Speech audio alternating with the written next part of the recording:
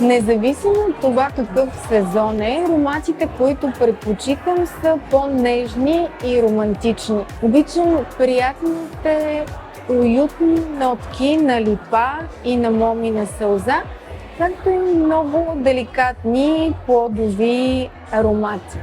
Без значение от месеца трябва да има бергамот. Просто трябва да има бергамот и обичам по-унисекс аромат. Нещо, което наистина мирише на море, на сол, на камък. Е моето нещо. Със сигурност през студените месеци предпочитам по-тежки парфюми. Комбинацията между тютюн, амбър и капка ванилия е перфектна за мен. Много е секси.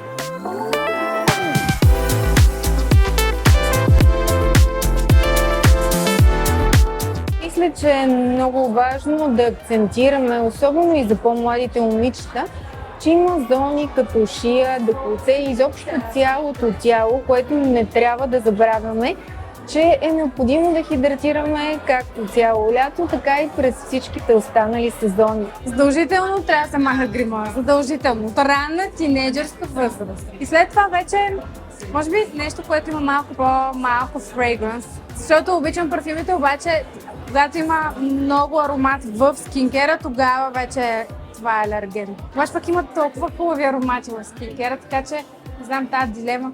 Това, което не пропускам всяка вечер, е двойното почистване на лицето.